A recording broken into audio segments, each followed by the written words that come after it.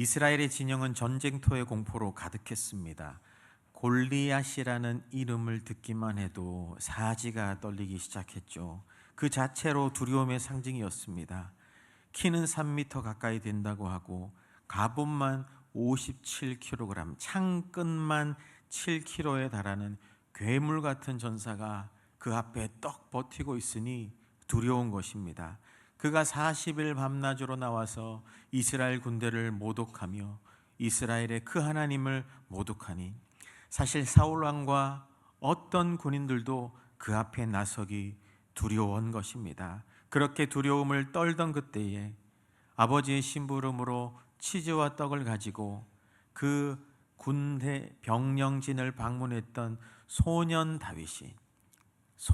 다윗의 귀에 들리는 이야기가 하나님을 모독하는 그 이방 군인의 목소리가 들리기 시작합니다. 그 속에서 말할 수 없는 거룩한 의본이 일어납니다. 감히 네가 누구기에 우리 하나님과 이 하나님의 군대를 모욕하느냐. 사울 왕이 이야기합니다. 누구든지 저 골리앗을 무너뜨리는 자는 이러한 상을 주겠다. 그것 때문만이 아니라 다윗이 그 거룩한 의분 때문에 내가 저를 무찌르겠습니다. 내가 저를 이길 수 있습니다. 이 소리가 들려서 사울의 귀까지, 그 왕의 귀까지 들리니 내가 그를 한번 보고 싶다고, 얼마나 그 영웅을 기다렸는지 그를 보고 싶다고 장막이 거쳐지면서 들어오는데 큰 용사가 멋진 갑옷을 입고 기골이 장대하고 눈이 부리부리하게 들어오는 것이 아니라 왜소한 한 목동이 그 장막 거치문에 들어옵니다. 그를 보면서 너가 그 사람이냐? 네, 제가 저 골리앗을 무너뜨릴 수 있습니다. 사울 왕이 이야기합니다. 소년이여, 너는 아니라. 너만한 나이 때부터 그는 전쟁의 전문가였느니라. 하지만 다윗은 자신의 마음을 굽히지 않고 오히려 그 사기가 떨어진 군인들, 그 왕을 격려하며 낙담하지 마십시오. 제가 가서 이길 것입니다. 어디에서 이런 다윗의 자신감이 나올까요? 여러분, 무대나 뮤지컬이나 연극 공연 무대를 보면 그 무대 위에서 멋지게 배우가 노래도 하고 연기도 하며 감동을 선사해 줍니다. 하지만 그들이 상을 탈 때면 어떻게 이야기합니까? 저는 다 차려준 밥상 위에 숟가락만 얹을 뿐. 무대 아래에서 무대를 뚝딱뚝딱 망치로 만들고 조명을 감독하며 음량을 체크하고 의상도 만들고 간식을 준비하고 또 프런트에서는 사람들을 안내하고 공연장의 온도, 습도를 다 관리하는 여러 사람들의 땀과 수고로 그 공연은 준비되는 겁니다. 그 무대는 그렇게 빛나는 것입니다. 여러분, 그렇게 종합예술 같은 그런 무대 위에 오늘 다윗이 무대 위로 등장하는 장면입니다. 근데 사람들은 이 다윗의 무대 위의 삶, 골리앗과의 전투를 많이 기억하고 왕이 된 것을 기억하지만 이렇게 된 근원적인 배경이 어디 있느냐? 무대 위의 사람이 아니라 무대 아래의 수고들, 저는 이걸 백스테이저라고 하는데 무대 아래에 아무도 주목하지 않지만 무대 아래에서 섬기는 그런 시간들, 다윗의 백스테이지의 그 시간들을 여러분 기억하십니까? 오늘 읽은 이 본문은 다윗이 직접 자신이 사람들이 주목하지 않고 드러나지 않는 무대 아래서 뒤에서의 삶이 어땠는지 이야기하는데요. 먼저는 가족에서 다윗은 열애받는 존재였습니다. 다윗 하면 흔히 성경에서 목동, 목자 이미지인데 다윗이 양을 치게 된 이유는 가족 안에서 열애받는 대우를 받았기 때문입니다. 원해서가 아니라 그렇게 할 수밖에 없었다라는 거죠. 사무엘상 16장에 보면 그때는 대사무엘 제사장 때입니다. 하나님이 사울 왕을 버리시고 새로운 왕을 찾으실 때에 사무엘에게 말씀하시죠. 너는 저기 가서 이새의 아들 집에 가서 그들에게서 왕을 내가 세우겠다. 하나님, 내가 지금 저 왕이 버젓이 살아있는데 가는 것이 너무 두렵습니다. 가라. 그들과 함께 예배하라. 사무엘은 순종해서 갔고 이새의 아들들, 이새의 가족들에게 같이 예배할 것이니 오십시오. 여러분, 얼마나 영광된 자리였을까요? 대사무엘 제사장이 함께 예배드리자니 또 소문도 다 퍼졌을 거 아닙니까? 다음 왕을 뽑으러 온대. 제가 아버지였으면 자식들 때 빼고 광내고 가장 멋진 옷 사입혀서 갔을 겁니다. 그렇게 갔습니다. 예배하러 제사하러 옵니다. 이새가 들어오고 큰형 엘리압, 큰아들 엘리압이 옵니다. 사무엘의 눈에 용모가 뛰어나고 키도 크고 과연 왕이 될 상이로다 하면서 기름 부으려고 하니까 하나님이 아니야 분명하게 말씀하시죠. 사무엘이 멈추고 다음 사람은 아비나답, 또 셋째 아들 삼마 다 지나가는데 아무에게도 하나님 말씀하지 않아요. 사무엘이 얘기합니다.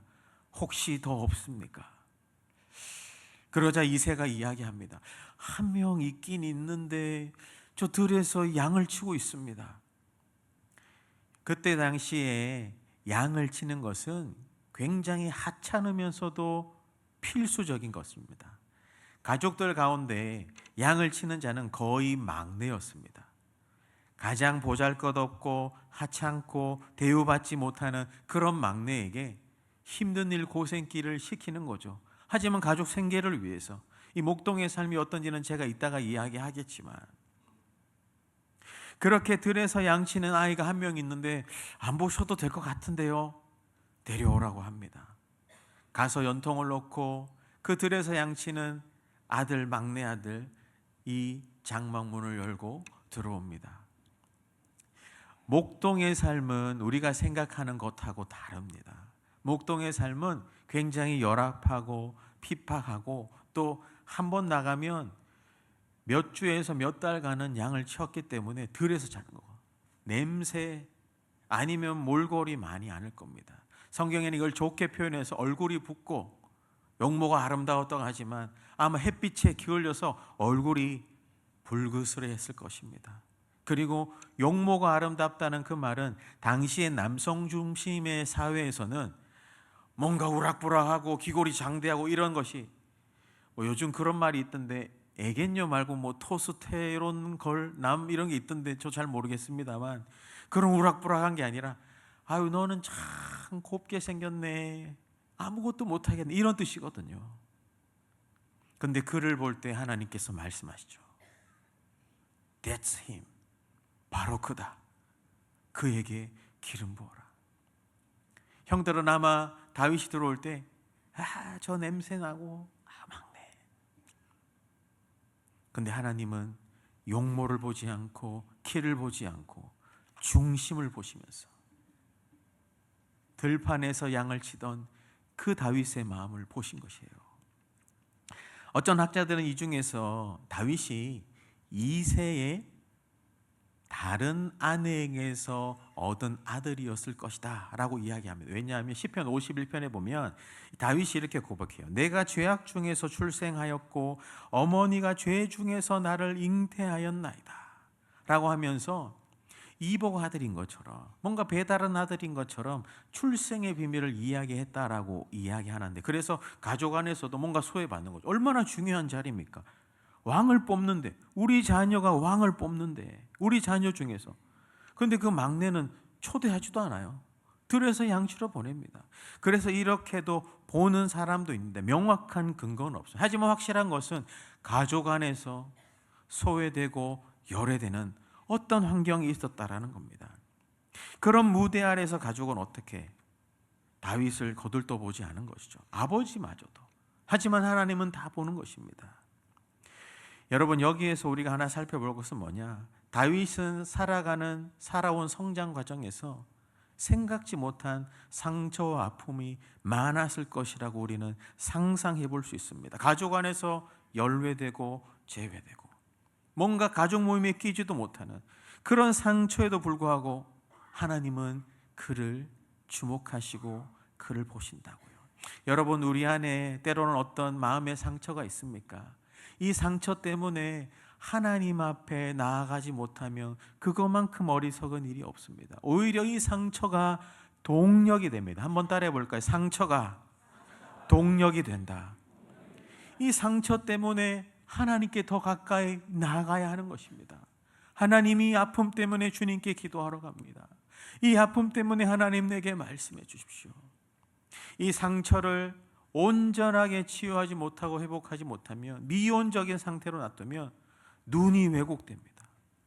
입이 왜곡돼요. 마음이 왜곡돼요. 자꾸 그 상처 중심으로 내 모든 상황들, 인생을 해석하는데, 그러면 불행한 인생입니다.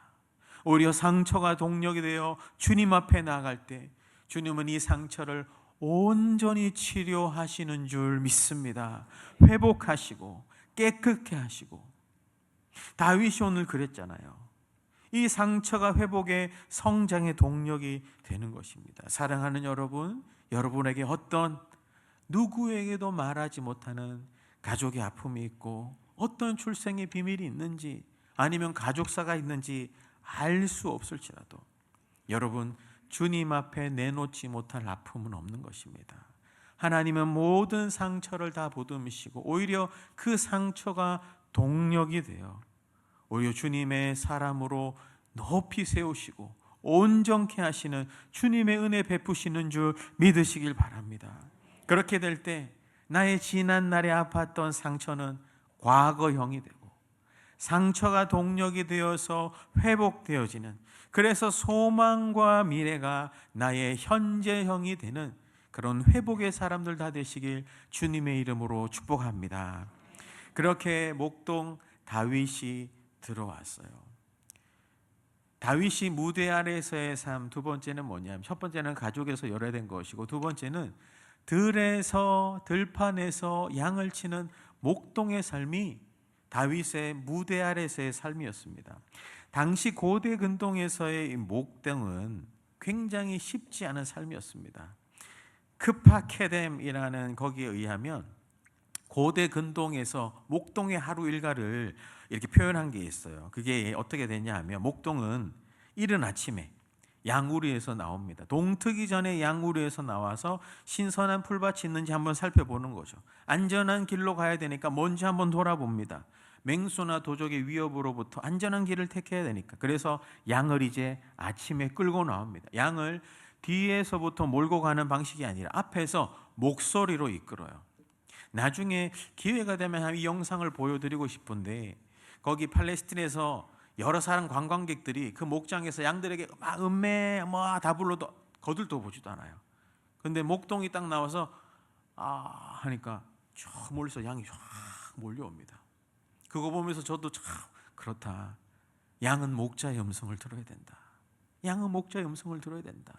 다른 사람 목자가 아니라 우리 예수님 목자의 음성을 들어야 된다. 양이 앞에서 익숙한 다윗의 목소리를 듣고 따라가는 거죠. 한두 마리가 아닙니다. 몇십 마리에서 때로는 100마리 넘을 수 있습니다. 그들을 다 목소리로 부르려면 목소리가 아마 걸걸했을 것 같아요. 걸걸했을 것 같아요. 그렇게 이른 아침에 나오고 한낮이 되면 풀과 물, 아침에 받은 그 자리에 안전하게 가서 풀을 먹이고 물을 먹게, 그 다음에 눕게 합니다. 제가 한 번은 시편 23편 설교할 때 말씀드렸죠. 양은 잘 눕지 않는다고. 하지만 목자의 음성이 들릴 때 비로소 눕게 됩니다. 양은 누워서 푸른 초장 맑은 시냇 물가에서 쉬지만 그때도 목자는 쉬지 않아요. 그때도 목동은 낮에 경계합니다.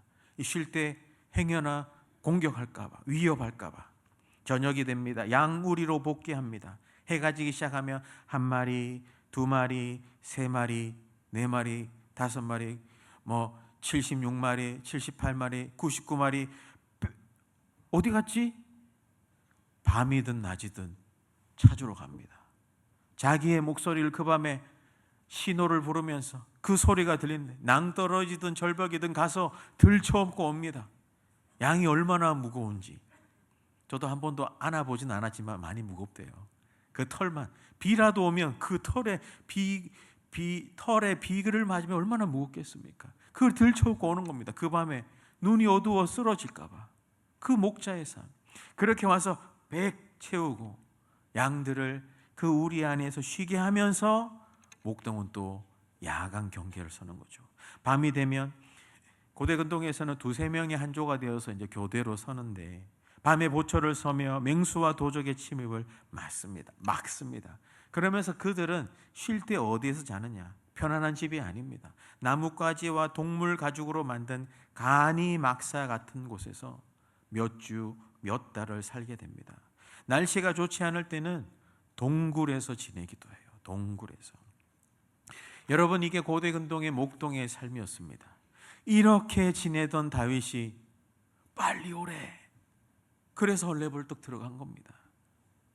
양의 배변 냄새가 많았겠죠. 땀에 젖은 옷 씻을 데가 어디 있겠습니까?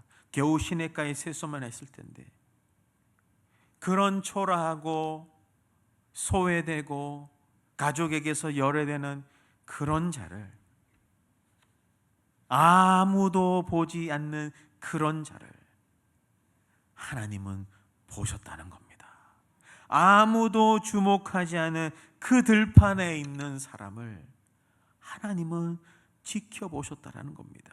그리고 기어이 찾아내시고 그를 부르시고 세우십니다. 여러분, 우리가 주님을 믿는 것 우연 같아 보이지만 우연은 없습니다. 한번 따라해 볼까요? 우연은 없습니다. 다 하나님의 절대 주권입니다.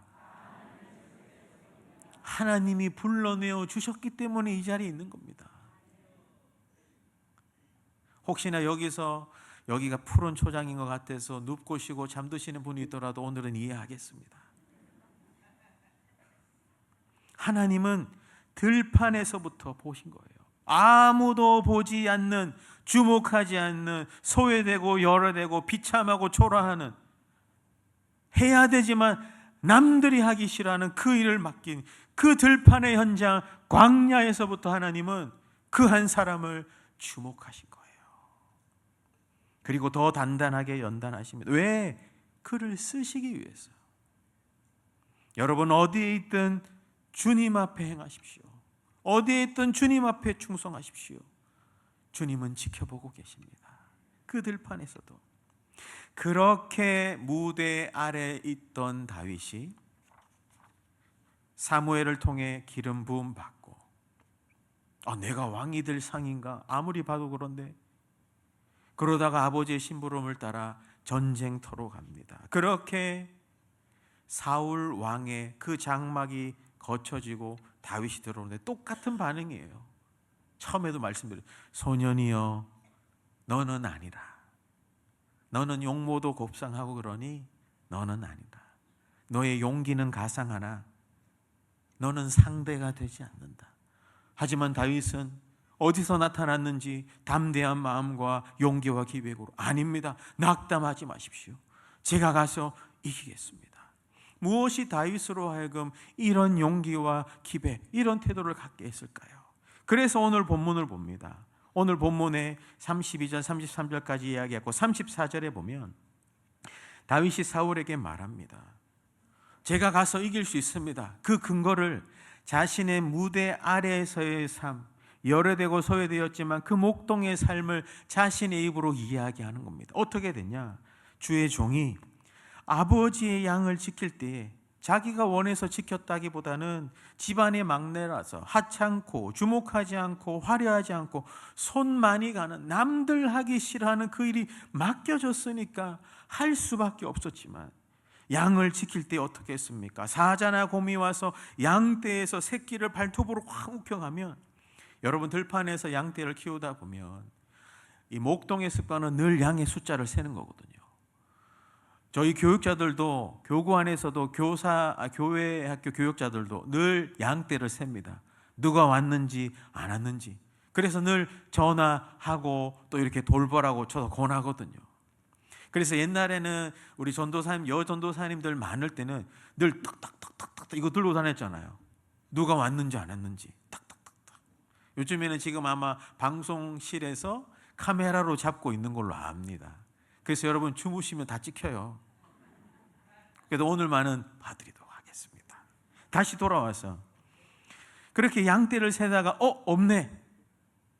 그러면 가둬놓고 찾아가는 겁니다. 즉시로 찾아가는 겁니다. 사자나 곰이 와서 싹 가장 소외되고 걸음이 느리고 밥도 잘 먹지 않는 약한 양을 기가 막히게 알아차려요. 여러분 사단도 가장 약한 자를 이렇게 공격하는 겁니다. 내 마음의 가장 약한 틈을 비집고 들어와서 물고 뜯어요. 왜? 믿음의 때를 이탈하도록, 믿음의 자리에서 벗어나도록. 결국 그렇게 해서 하나님에게서 멀어져서 영적인 사망에서 죽도록. 그렇게 되면 오해하는 거예요. 경계하고 주의하셔야 됩니다. 정신을 번쩍 차려야 됩니다. 아무튼 그럴 때 다윗이 이렇게 어떻게 하냐. 35절에 보면 그렇게 사자나 곰이 자기 양떼를 뺏어가면 내가 따라갑니다. 그것을 칩니다. 그 입에서 새끼를 건져냅니다. 그것이 일어나 나를 해하고자 하면 나도 맞짱 떠서 이깁니다. 이것이 35절이 원문으로 보면 와우 연속법이라고 해서 내가 갑니다, 가서 이런 게 아니라 갑니다, 칩니다, 때립니다, 이깁니다. 즉시로 한다라는 겁니다. 즉시로. 급박한 상황에서 지체하지 않고 양을 구하려 달려가는 그 다윗의 모습을 생생하게 이야기하는 겁니다. 여기 따라간다라는 것은 이거 전쟁 용어거든요. 따라가서 전쟁하듯이 최선을 다했다. 들판이 다윗의 전쟁터였습니다. 그리고 내가 그를 치고, 이것도 치명적인 타격으로 쓰러뜨리다, 전쟁 용어입니다. 이게 출애굽에서 적군을 치다할 때 쓰신 단어랑 똑같거든요. 광야에서부터 다윗은 이미 전쟁 용사로 준비된 겁니다. 사람들 눈에, 왕의 눈에 보이기는 초라하고 곱상해 보이지만 건져내었다라는 말은 짐승의 입에 먹이가 되기 직전에 건져냈다라는, 그만큼 여러분 어떤 동물이 물기 직전이 제일 사납거든요. 그때 건져냈다라는 것은 그만큼 위기의 상황을 다 겪어봤다라는 겁니다. 보기엔 그렇게 보이지 않아도 경험과 연륜이 있다라는 겁니다. 그러면서 주의 종이 36절에 사자와 곰도 쳤은즉, 살아계시는 하나님의 군대를 모욕하는 이 블레셋 사람도 이 짐승처럼 이길 수 있을 것입니다. 여기서 우리가 좀 더 깊이 생각해 보면, 저도 말씀을 준비하면서 진짜 다윗이 사자하고 곰하고 싸웠을까? 한 1초 정도 고민해 봤어요. 근데 이 구약 성경은 히브리어라고 이 단어로 쓰여져 있는데, 히브리어 이 말은 실제 있는 것을 기록하는 그런 특징이 있습니다. 하나님 말씀하셨다면 말씀하시는 거예요. 홍해가 갈라졌다면 진짜 갈라진 겁니다. 실제 사자와 곰과 싸웠다라는데, 생각을 한번 해보면, 제가 사자를 한번 조사해 보니까 동물원의 사자 말고 실제 사자를 맞닥뜨리면 그 눈빛 때문에 사람이 얼어버린대요. 도망 못 간대요. 얼어버려서. 실제 사자가 앞발로 내리치면 800kg 정도의 무게감을 꽝 받는다는 거죠. 송곳니의 힘도 대단하대요. 달리기는 얼마나 빠른지 시속 80km랍니다. 그 사자하고 싸워야 되니 온몸에 상처가 많았을 겁니다. 물고 뜯기고 하면서도 양을 빼오려고 온갖 깨를 쓰면서도 요리조리 피하고, 목동 콘테스트라는 게 있는데 거기 목동 콘테스트에 1등하는 사람은 고대근동에서 목동 콘테스트에서 1등하는 사람 온몸에 상처가 많은 사람이라잖아요. 자기 양떼를 그만큼 지키기 위해서. 그리고 곰하고 싸웠대요. 곰은 또 어떤가? 1대1로 싸웠을 때 거의 이길 수 없는 가장 치명적인 동물이 곰입니다. 느릿느릿해 보이죠? 엄청 빨라요. 민첩해요. 곰의 앞발은 또 얼마나 센지, 곰이 앞발로 때리면 교통사고 차량을 온몸으로 받는 거하고 똑같답니다. 여러분 교통사고 나 보신 분 있습니까? 차에 앉아 있으니까 그 정도지 온몸이 부딪혀 분들은 산상조각 나잖아요. 실제로 어떤 나라에서 곰을 맞닥뜨려서 곰이 어떤 한 사람의 얼굴을 때렸는데 완전히 으스러졌대요. 심지어는 발톱까지 바뀌었대요. 그만큼 사력을 다해서 내리친대요. 크면 서면 한 2m쯤 된다고 하잖아요. 그가 하나 이빨을 물면은 막 사람들 쥐어들면 이길 수가 없다라는 겁니다. 야, 이런 사자와 곰을 상대로 다윗이 얼마나 부단히 노력했겠습니까? 저는 여기에서 이 설교자의 상상력을 더해 봅니다.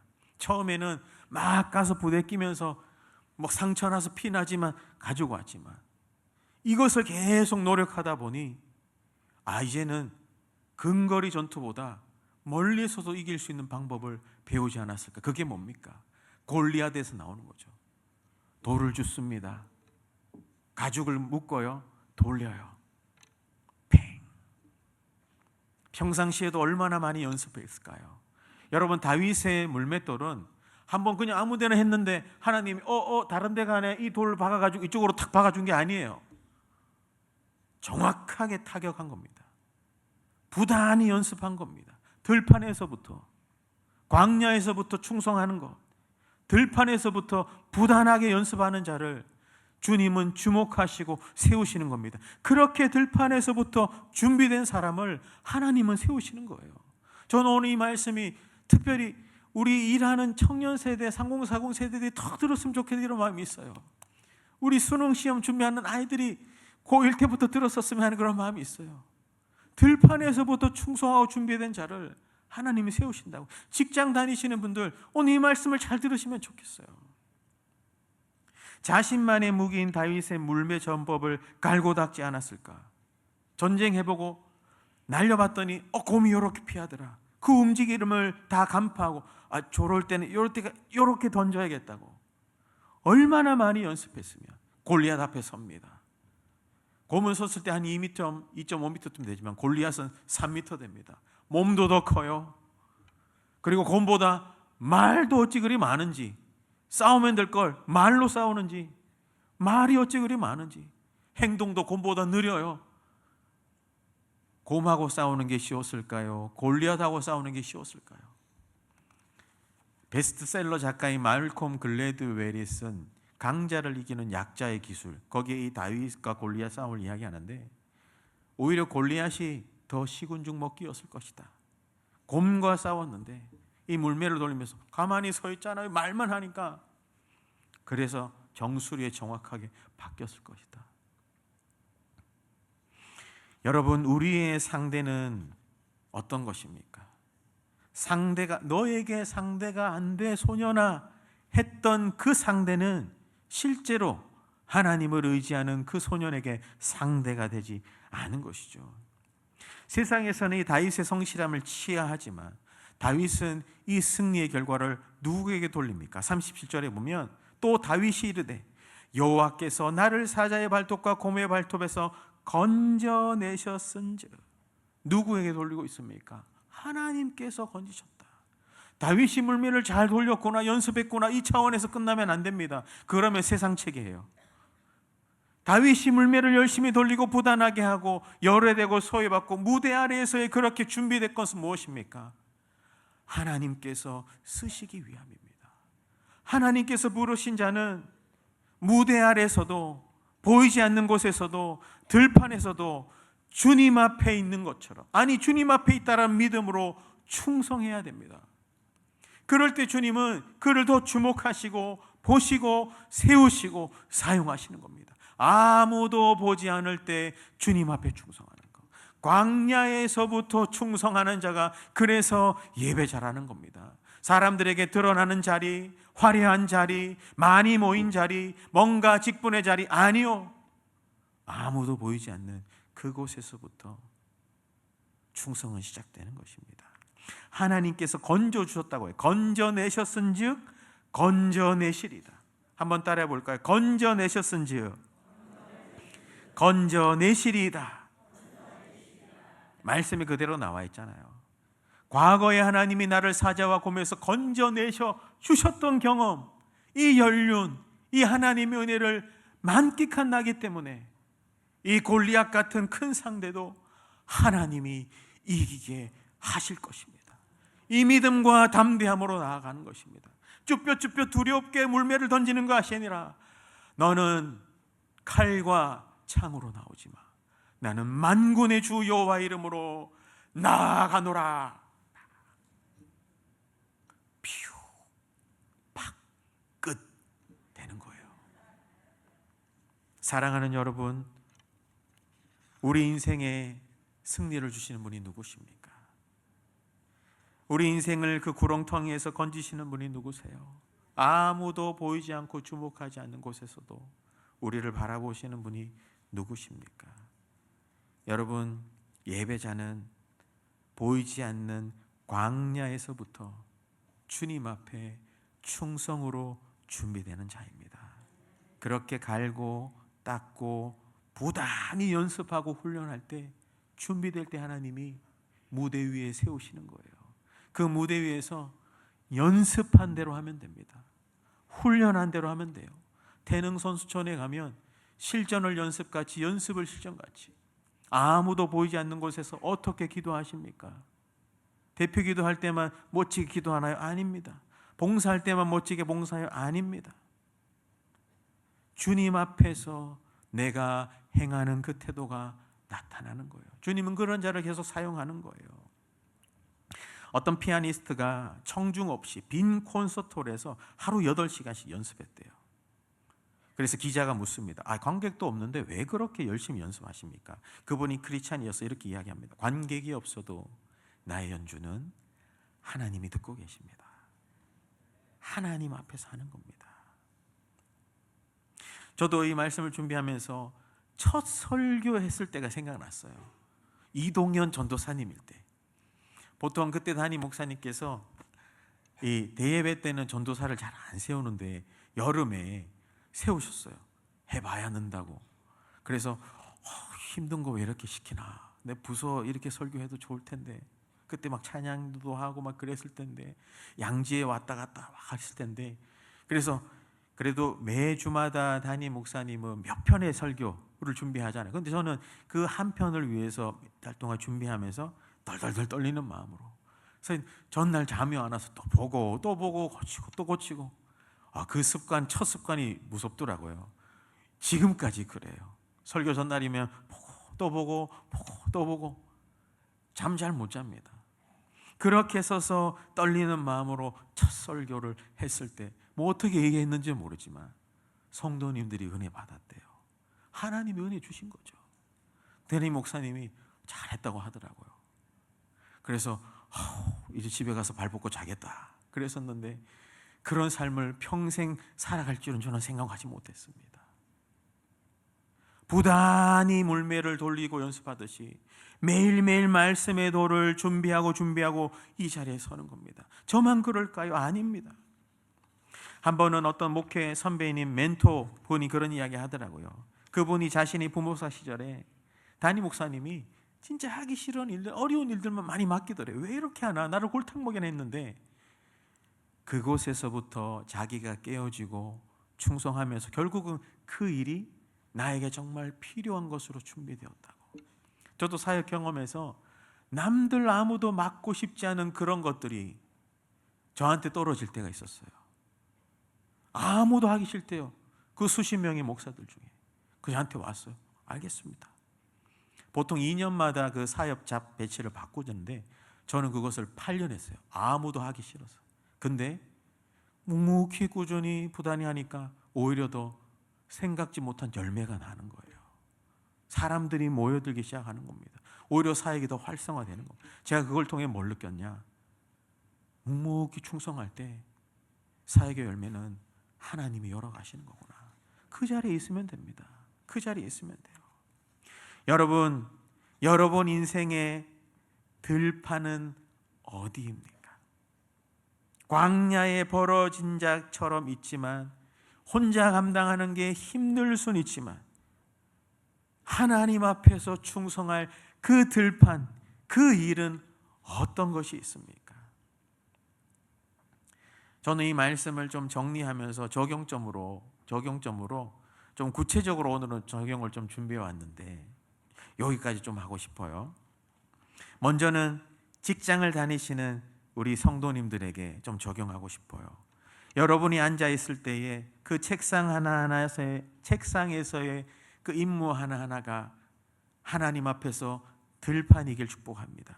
여러분이 쓰는 보고서 하나가, 줄 하나가, 엑셀 자료 하나가, 고객과의 만남, 짧은 대화 하나가 하나님 앞에서 충성해야 될 들판이길 축복합니다. 사람의 눈이 아니라 하나님 눈앞에 충성할 때 주님은 그분을 더 높이 들어 세우실 줄 믿습니다.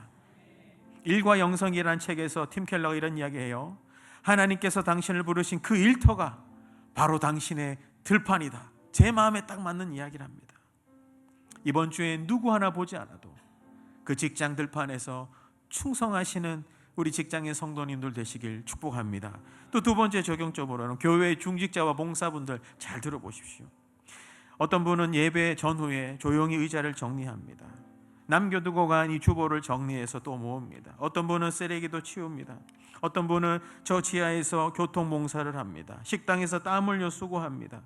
토요일 날 아이들에게 전화하는 교사들이 있습니다. 또 설교자들은 PPT를 준비하고 또 말씀을 준비합니다. 찬양대는 수요일 날, 화요일 날, 목요일 와서 연습합니다. 안내팀은 안내팀 옷을 잘 입니다. 방송실에 지금 이 자리에도 음량을 조절하는 사람들이 있습니다. 보이지 않는 곳에서 충성하는 그분을 하나님은 다 보고 계십니다. 하나님이 귀하게 여기시는 거예요. 여러분, 교회는 들판과 같습니다. 이런 들판에서의 귀한 예배자들이 그 땀과 수고가 모여서 예배라는 종합 선물 세트가 나가는 겁니다. 종합 믿음 세트가 나가는 거예요. 그거 보십시오. 감격에서 뭐가 떨어지잖아요. 잠자는 분 깨라고 누가 떨어뜨려준지는 모르겠지만 잠자는 분 지금 아무도 없습니다. 아무도 보이지 않는 저 지하 골방의 무릎의 자리가 들판이라는 겁니다. 하나님이 다 보고 계세요. 귀하게 여기시는 거예요. 하나님은 예배당 안의 설교자만이 아니라 부엌에서 정직하게 빗자루를 드는 여인을 통해서도 일하신다고 루터가 이야기했습니다. 이번 한 주 사람 눈에 보이지 않아도 하나님 눈앞에 충성하며 그 상급을 바라보는 우리 중직자, 임직자 되시길 주님의 이름으로 축복합니다. 아직 세 그룹이 더 남았어요. 오늘 좀 더 길어도 이 방송을 선교지에서 보고 계실 선교사님들 잘 들으세요. 여러분 있는 그곳이 들판입니다. 하나님이 보시는 들판입니다. 가족들 이번 명절에 만나고 싶지만 전화로밖에 못한, 저도 몇 분에게 전화했었거든요. 명절 잘 보냈냐고. 그곳이 들판입니다. 우리는 이곳에 부르신 들판에서 최선을 다할 테니 그곳에서 함께 하나님의 나라를 이루어갑시다. 하나님은 들판에서 충성하시는 우리 선교사님들을 축복합니다. 또 있어요. 시험과 입시를 준비하는 우리 청년들, 아니면 입시생들, 공부방이 들판이에요. 교실이 들판이에요.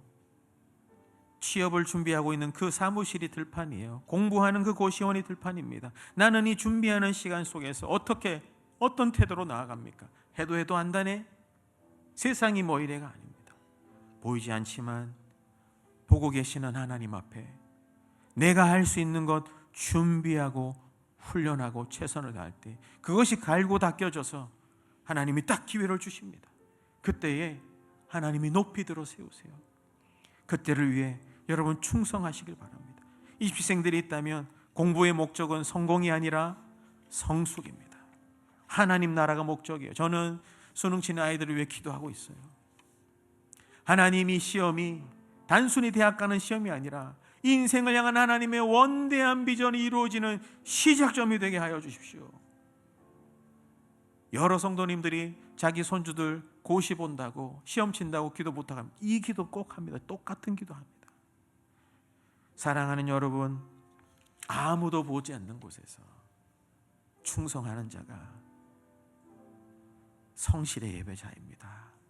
우리 그런 주님 눈앞에 충성하는 성실의 예배자들로 살아 하나님이 세우시고 넓히시고 계속해서 쓰임받는, 그렇게 이 예배라는 이 성실 공동체를 아름답게 갖고 가는 모든 귀한 주님의 백성들, 성실의 예배자들 다 되길 주 예수 그리스도 이름으로 축원합니다.